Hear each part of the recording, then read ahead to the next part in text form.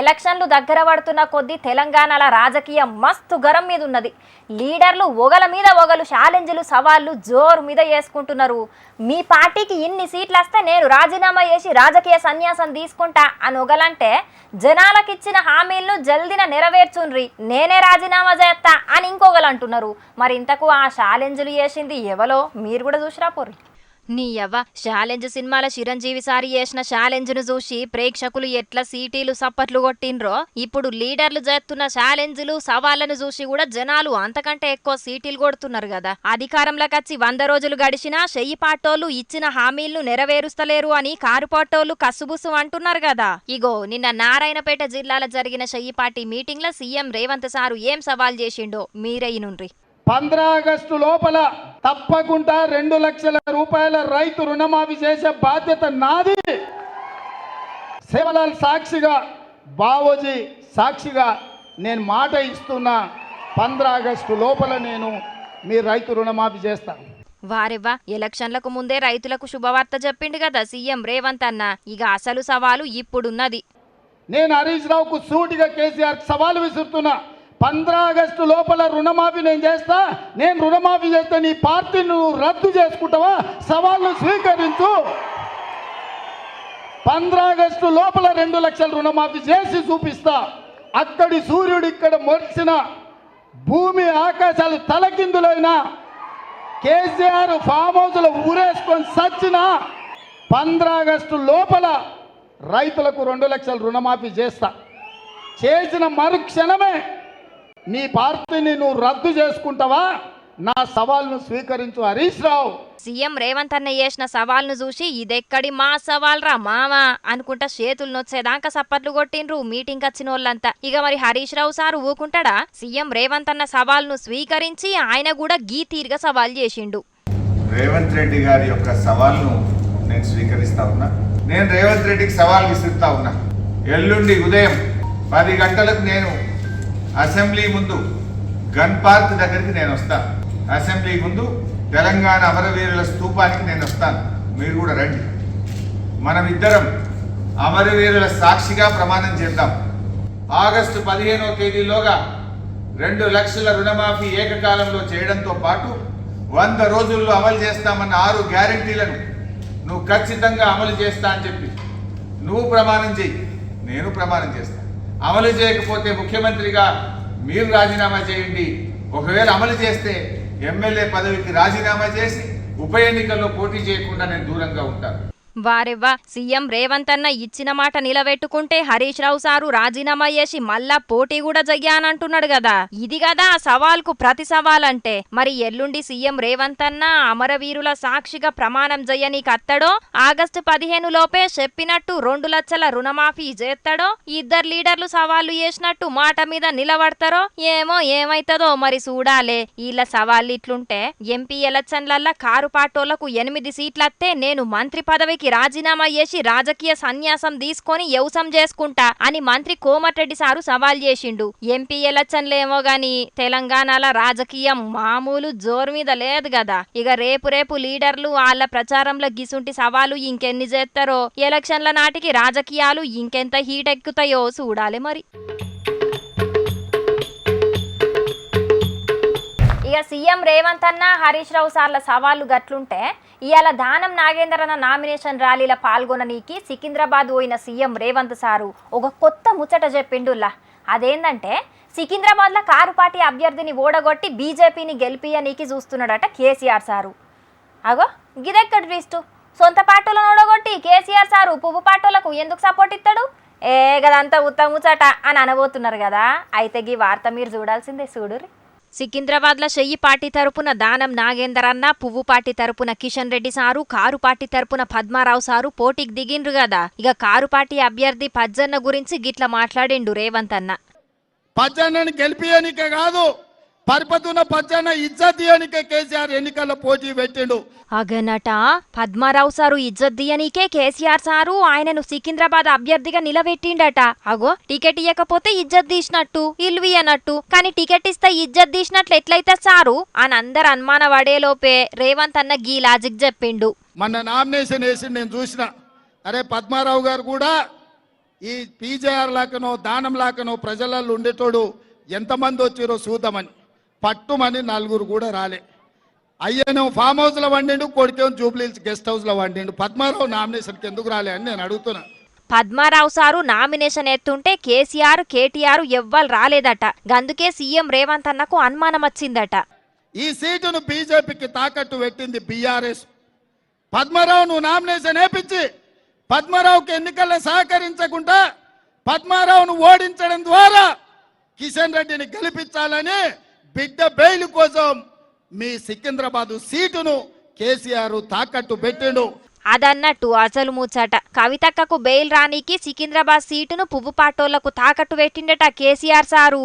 అందుకే పద్మారావు సారును ఏదో మొక్కుబడిగా నిలబెట్టి పువ్వు పార్టీని గెలిపియాలని చూస్తున్నాడట. అయినా గుడ్డి కన్ను మూసినా ఒకటే తెరిచినా ఒకటే, పువ్వు పార్టీకి ఓటేసినా ఒకటే ఎయ్యకున్నా ఒకటే, ఏం ఫాయిదా ఉండదని కేసీఆర్ సారే శానా మట్ల చెప్పే. మీరెన్ని కేసులు పెట్టినా తగ్గేదే లేదని మోడీ సార్ మీదికే మస్తు మాటల గరమైండు కేసీఆర్ సారు. గసుంటి కేసీఆర్ సారు పువ్వు పాటోళ్లకు ఎందుకు సపోర్ట్ చేస్తాడు అని గరమైతున్నారు రేవంత్ అన్న మాటలిన్న కొందరు కారు పార్టీ కార్యకర్తలు. అయితే ఈ ర్యాలీలో రేవంత్ అన్న ఇంకో మాట కూడా చెప్పిండు.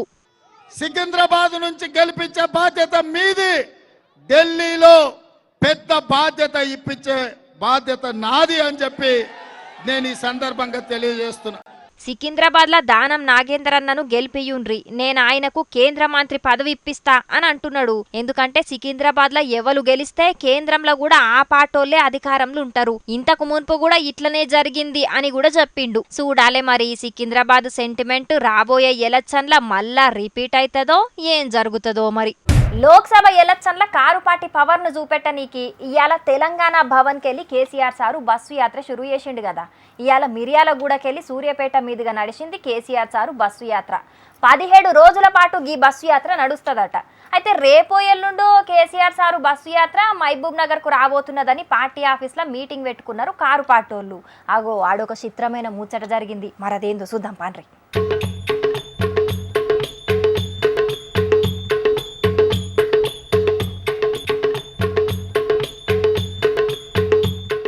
ఆగో బీఆర్ఎస్ గుర్తు కారు కదా, మరి వీళ్ళేంది కట్టెలతోని ఫ్యాన్ ని తిప్పుకుంటా పంకపాటికి ప్రమోషన్ చేస్తున్నారు అని అనుకునేరు. ఈడ కథ వేరే ఉన్నది. మహబూబ్ నగర్ లా బీఆర్ఎస్ పార్టీలు పెట్టుకున్న మీటింగ్ లా 2-3 మాటల కరెంటు పోయిందట. ఇక ఎంబటే పెద్ద పెద్ద కట్టెలు పట్టుకొని మాజీ మంత్రి షీనన్న కడమ లీడర్లు ఫ్యాన్ ను గీ తిరగదిప్పిండ్రు.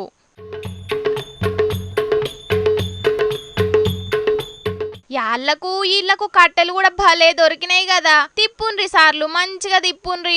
అసలుకే మీద రేకులున్నట్టున్నాయి, ఎంత గర్మి ఉన్నదో. ఇక వీళ్ళ తిప్పుడు చూసి ఆడ నిజంగానే కరెంటు పోయిందో లేకపోతే సర్కార్ను బదనాం చేయాలని ఆళ్లే కటకలు బంద్ చేసి కావాలనే గిట్ల తిప్పుతున్నారో ఎవలకు తెలుసు అని కారెడ్డలాడుతున్నారు కొందరు చెయ్యి పాటోళ్ళు.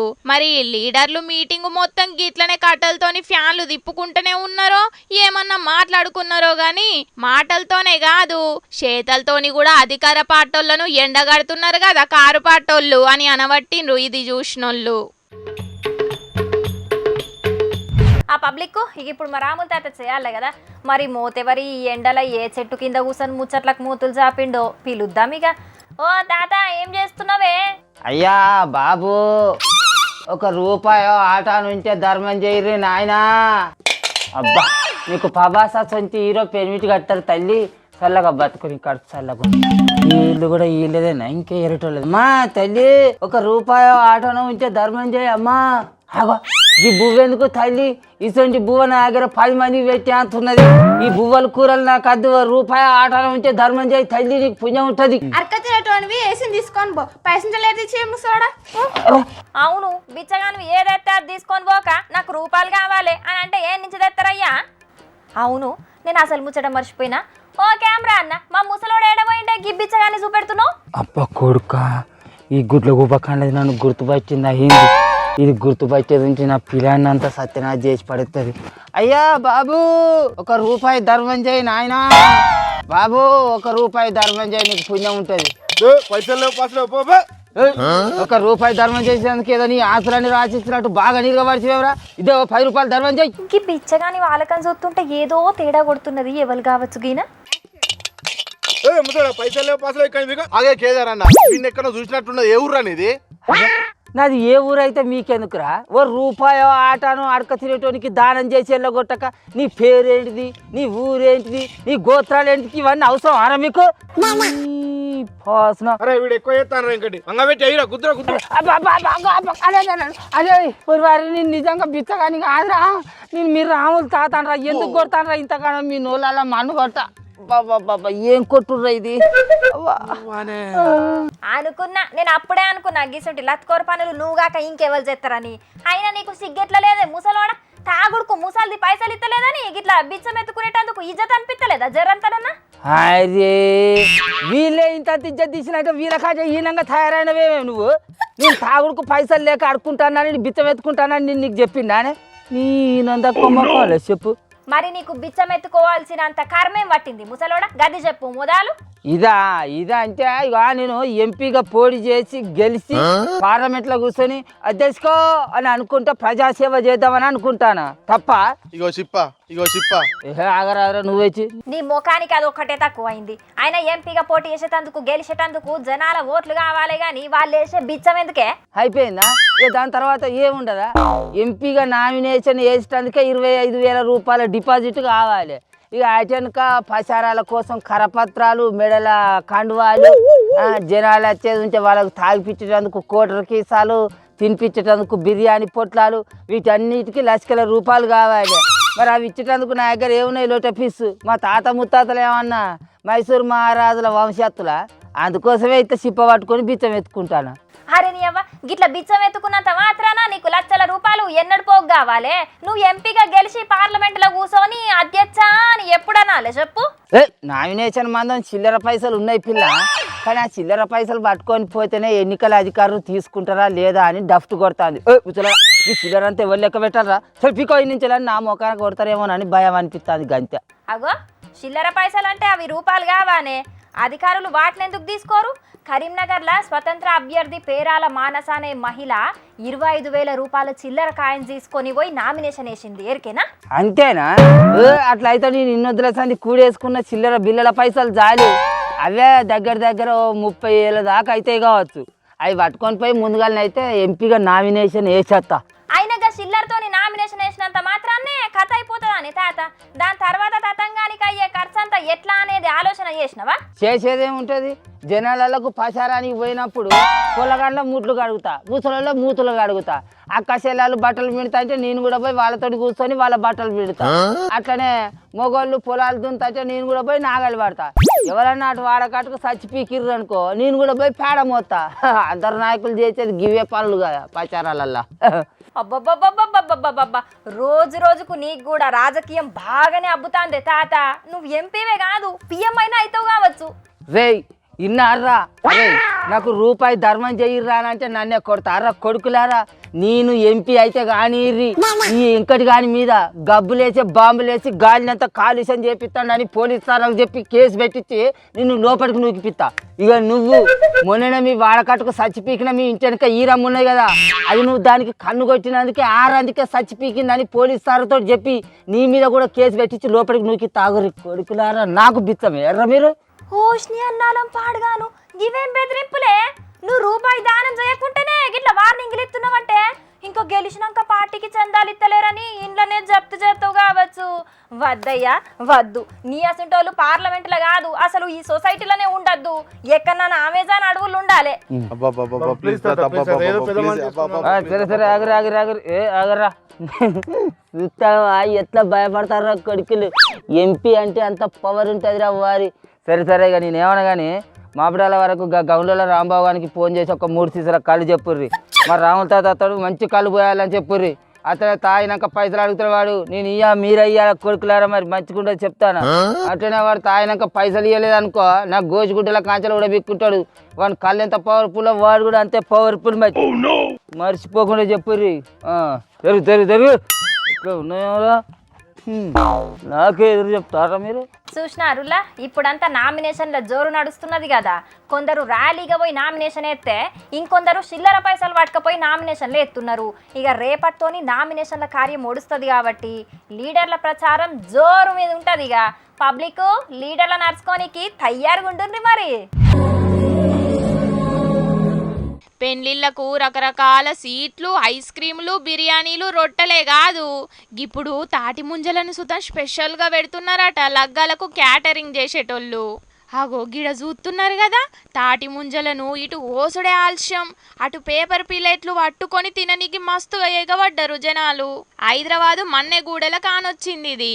ఇది చూసి ఆడున్నోళ్ళు మస్తు పరిశాన్ అయినరట. అసలుకే మాడు వలిగే తట్టు కొడుతున్న ఎండలకు ఇప్పుడు బిర్యానీలు తిని ఆగమయ్యే కంటే చల్లటి తాటి ముంజలు తినుడు నయమని మస్తుగా ఎగబడి తిన్నారు. అబ్బా మీ కడుపు చల్లగుండా. ఎండల పడొచ్చిన పబ్లిక్ అందరికి న్యాచురల్ గా దొరికే సీజన్ తాటి ముంజలను పెట్టి మంచి పని చేసిండ్రని మస్తు తారీఫ్ చేసిండ్రట చాలా మంది. శుభకార్యాలల్లా ఫ్రూట్ సలాడు, ఐస్ క్రీములు, జ్యూస్లు పెట్టిన వాళ్ళని చూసినాం గానీ గిట్లా వెరైటీగా తాటి ముంజలు పెట్టుడే చాలా చిత్రంగానే ఉన్నది. పోన్రి కూరగాయల గంపనెత్తుకొని పోతున్నదంటే గిమెవలో గల్లీల పొంటి కూరగాయలు అమ్ముకుంటుందనుకునేరు కాదుల్లో. ఎంపీ ఎలక్షన్ల నామినేషన్ అయ్యనీకి కలెక్టర్ ఆఫీస్ తానకు పోయింది. కరీంనగర్ ఎంపీ స్వతంత్ర అభ్యర్థిగా పోటీ చేయనీకి డిపాజిట్ కని చిల్లర షిక్కలన్నీ కలిపి 25,000 రూపాయలు పోగేసిందట. ఇక మొత్తం రూపాయి బిల్లల నుంచి 10 రూపాయల బిల్లల దాకా జమ చేసిందట.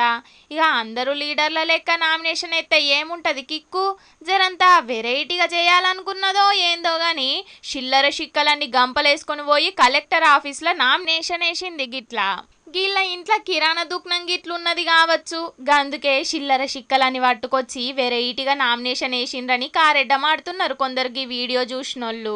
అయినా ఎలక్షన్ల గెలవాలంటే గల్లీలలో ప్రచారాలు చేయాలి, జనాల్లో తిరిగి వాళ్ళ సమస్యలు తెలుసుకోవాలి.